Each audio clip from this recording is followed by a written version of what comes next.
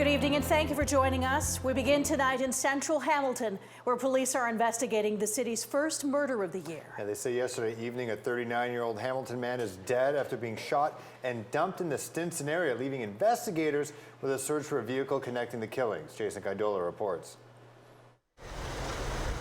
Hamilton police say a 39-year-old Hamilton man was shot in the head and left at the intersection of Tisdale St and Erie Avenue yesterday evening. This is an isolated murder. This is a murder where this victim was shot and dumped on the road. Detective Sergeant Steve Berzuk says it all happened before 6 o'clock when emergency crews were called to the area and arrived to find the man needing CPR. He was pronounced dead shortly after in hospital, prompting the homicide investigation. We came past Tisdale and there was 4 people standing around a gentleman who was lying on the ground. Hamilton police released these photos showing a suspect black or dark-colored BMW four-door sedan with what Berzuk called unique silver rims. He says the vehicle was last seen leaving the neighborhood north on Tisdale and headed eastbound on Main Street. We don't have a scene at this point to determine where that happened. Our interest is in this vehicle and locating this vehicle. It was a BMW. It was 328. It was like 2000, 2005 in that era.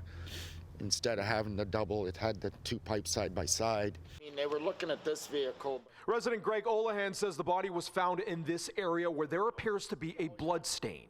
He says he noticed a BMW that he hadn't seen before parked across from his home an hour before the man was dumped.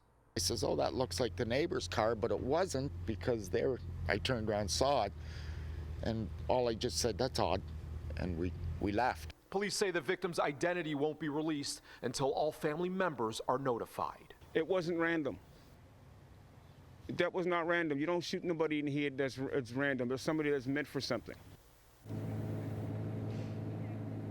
Berzuk says that he expects the victim's identity to be released in a few days, and the victim was known to police. As of right now, investigators do not have any suspect descriptions, a weapon, or knowledge of a motive to this murder, but Berzuk added that he does see this as a targeted killing. As of right now, earlier today, the scene has been cleared, but officers are in the area. They are canvassing the entire neighborhood, and they asking all residents who have surveillance or even information to contact them. Phil?